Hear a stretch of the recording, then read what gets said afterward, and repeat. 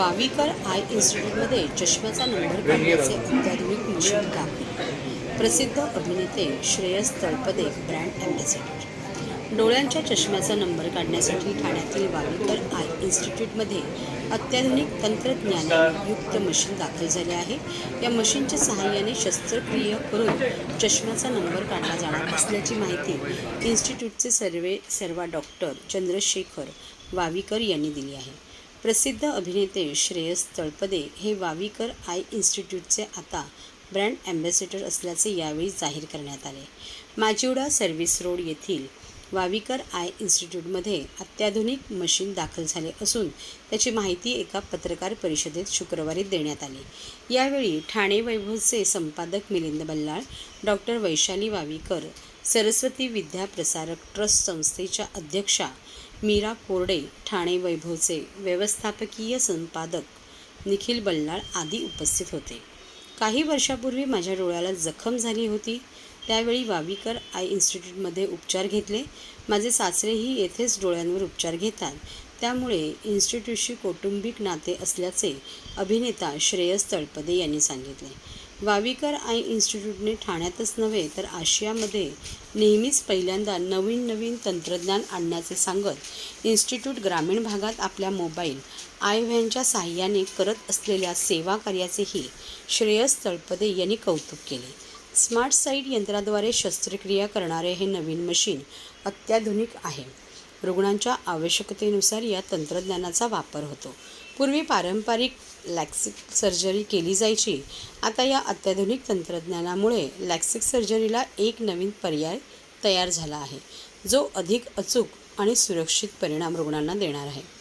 या तंत्रज्ञानाच्या सहाय्याने आतापर्यंत 14 रुग्णांवर यशस्वी शस्त्रक्रिया केल्यानंतरच आज उद्घाटन करत असल्याची माहिती डॉक्टर चंद्रशेखर वावीकर यांनी दिली। डिसेंबर मध्ये झालं, त्याच्यानंतर एक गोष्ट शिकलो, काही झालं तरी डॉक्टरांच्या जवळ राहायचं। त्यामुळे पण मला असं वाटतं की जे झालं आणि त्यातून जे काय मी बाहेर आलो ते केवळ लोकांच्या आशीर्वादामुळे आणि त्यांच्या प्रार्थनांमुळे।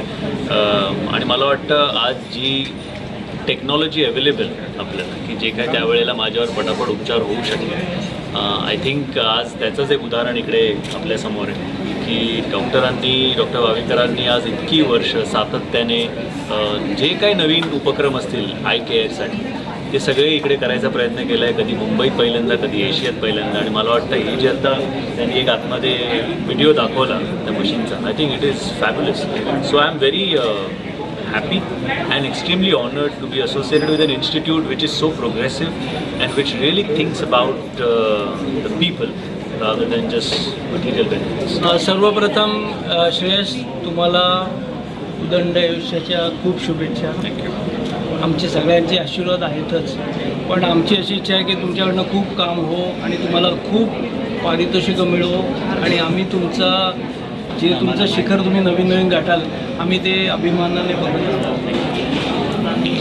तर ही नवीन टेक्नॉलॉजी आहे आणि आता सध्या त्याच्यासाठी आम्ही पर पेशंट 1 लाख रुपये घेतो दोन्ही डोळ्याचे। आणि चॅरिटेबल आता पहिल्यांदा चालू झाल्यानंतर इमिजिएटली तर गरीब वर्गाचे काही करता येत नाही मला, पण जसे दिवस जातील साधारणपणे 3 महिने वगैरे तर आम्ही ते चालू करणार। आम्ही कुठल्याही कॉस्मेटिक सर्जरी जरी करतो, लॅसिक वगैरे, ते आम्ही गरीब वर्गासाठी करतो। त्याच्यासाठी आमच्या वेगवेगळ्या स्कीम आहेत आणि त्याच्यामध्ये सगळ्यात महत्त्वाचा पॉईंट पेशंटकडे कुठलं रेशन कार्ड आहे। तर बऱ्याच वेळेला ना पेशंट रेशन कार्ड नाही घेऊन येत, त्यांना जर याची जरूर असेल तर माझी रिक्वेस्ट आहे की पेशंटला जर पैशाची जरूर असेल तर त्यांनी ना रेशन कार्ड कॅरी करावं, किंवा एस्पेशली UPचा पेशंट आहे, मग ते व्हॉट्सॲपवर नाही असं नाही, आम्हाला लागतं, कारण काहीतरी प्रूफ पाहिजे ना आपल्याकडे म्हणून। तर सर्टनली अशा आम्ही गोष्टी करतच राहणार आहोत। मी आणि माझी वाईफ आम्ही दोघंही we are incline towards charity आणि ठाणे जिल्हा आपला खूप मागासलेला आहे।